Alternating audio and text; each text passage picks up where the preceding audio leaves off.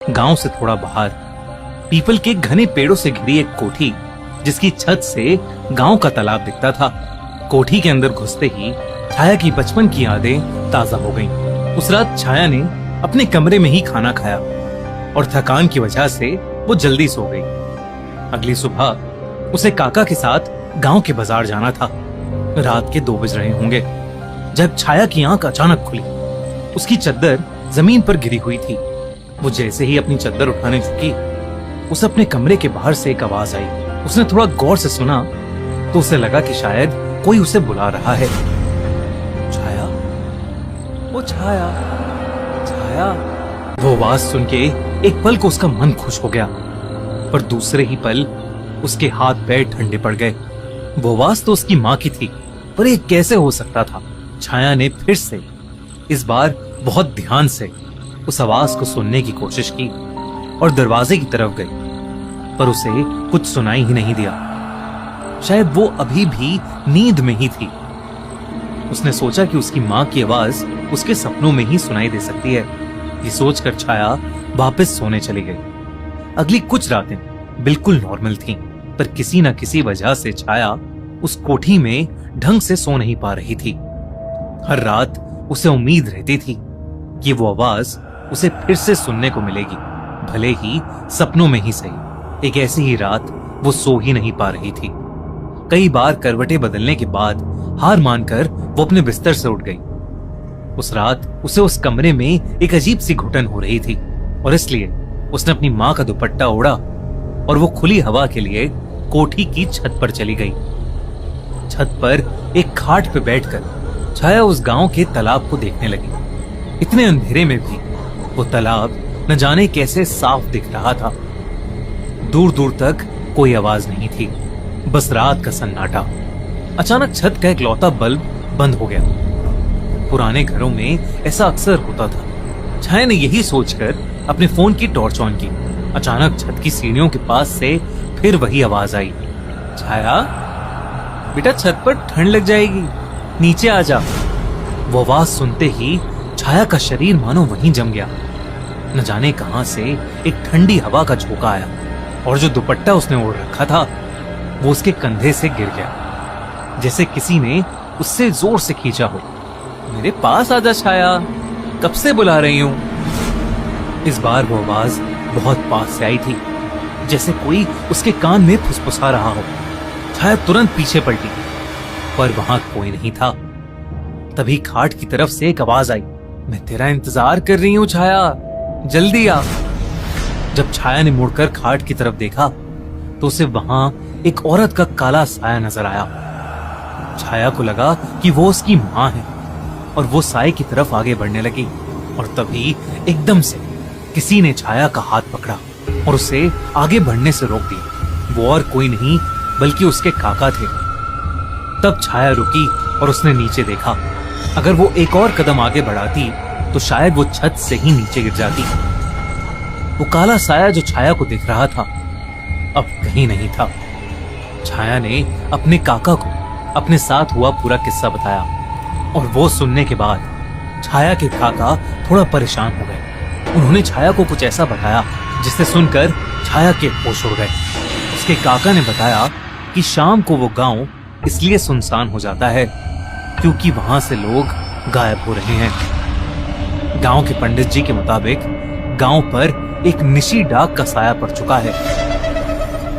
निशी डाक एक ऐसी आत्मा है, एक ऐसी चुड़ैल जो रोज किसी ना किसी को अपने साथ ले जाने आती है। किसी ने आज तक उसे देखा तो नहीं है, पर जो भी गायब होता है कुछ दिन बाद उसके शरीर के टुकड़े मिलते हैं जंगल से।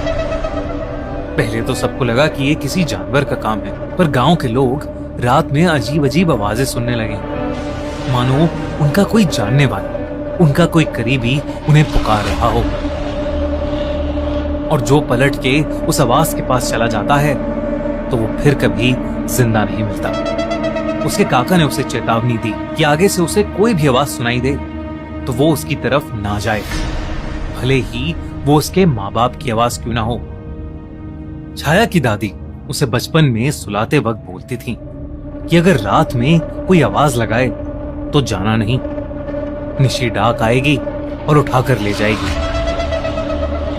उसे हमेशा से लगा था कि निशी डाक सिर्फ दादी की कहानियों में ही होती है, पर अपने काका की बातें सुनकर वो थोड़ा घबरा गई थी। अगले दिन छाया का मन घर पर नहीं लग रहा था।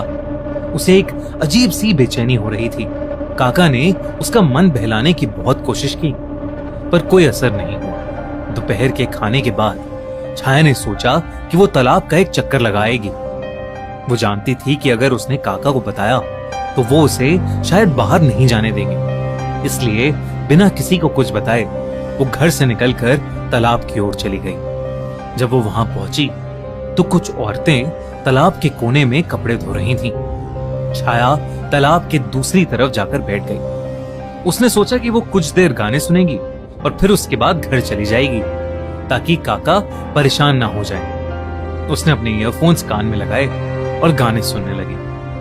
उस पीपल के पेड़ की छांव में बैठे बैठे उसकी आंख कब लग गई उसे पता ही नहीं चला। छाया, छाया यहाँ क्या कर रही है? घर चल बेटा। ये आवाज सुनकर झटके से छाया की आंख खुली। सूरज डूब चुका था और अंधेरा होने लगा था। दूर दूर तक वहां कोई नहीं था। छाया वहां से जाने के लिए फट से खड़ी हुई और तब उसने देखा कि तालाब के पास एक औरत अभी भी कपड़े धो रही है। छाया को ये बात बहुत अजीब लगी। वो उस औरत के पास गई तो उसे समझ आया कि वो औरत जो कपड़ा धो रही है, बार बार बस वही एक कपड़ा धोए जा रही थी। रात के अंधेरे में काली साड़ी पहने वो औरत छाया की माँ का वही दुपट्टा धो रही थी जो एक रात पहले छाया ओढ़कर छत पर गई थी। उस रात की बेहोशी के बाद वो उस दुपट्टे के बारे में पूरी तरह से भूल गई थी। अचानक से छाया का ध्यान जमीन पर गया। उसने देखा कि उस औरत की जमीन पर कोई परछाई ही नहीं पड़ रही थी। छाया बेहद घबरा गई। उस औरत का चेहरा घूंघट से ढका हुआ था। छाया चुपचाप वहां से वापस जाने ही वाली थी कि तभी छाया को पीछे से एक आवाज आई, आ गई मेरी छाया। छाया जैसे ही उस औरत की तरफ मुड़ी, उस औरत का घूंघट हटा और जब छाया ने उस औरत का चेहरा देखा तो उसकी रूह कांप गई। वो औरत बिल्कुल उसकी माँ की तरह लग रही थी। छाया अपनी माँ को देखकर खुद को रोक नहीं पाई और जाकर उस औरत के गले लग गई। और तभी उसने देखा कि उस औरत के बाल बिल्कुल बिखरने लगे हैं और उसका चेहरा काला पड़ने लगा है। उस औरत की आंखें एकदम लाल हो गईं। वो अपने चेहरे पर एक भयानक मुस्कान लिए छाया को देखे जा रही थी। छाया को अब समझ आ गया था कि उसका सामना आज एक निशी डाक से हुआ है। उस चुड़ैल का वो रूप देखते ही छाया जोर से चिल्लाई। उसकी चीख सुनकर उसे ढूंढ रहे उसके काका जल्दी से तालाब की तरफ भागते आए, पर जब तक वो पहुंचे बहुत देर हो चुकी थी। उन्हें वहां कोई नहीं मिला। अगर कुछ मिला तो वही पुराना दुपट्टा और छाया का फोन। छाया को ढूंढने के लिए उसके काका पूरी रात भटके और जब वो आखिरी बार तालाब के पास आए तो उन्हें जंगल की तरफ से छाया की प्यारी सी आवाज उनके कानों में गूंजी, काका, आप आ गए क्या काका?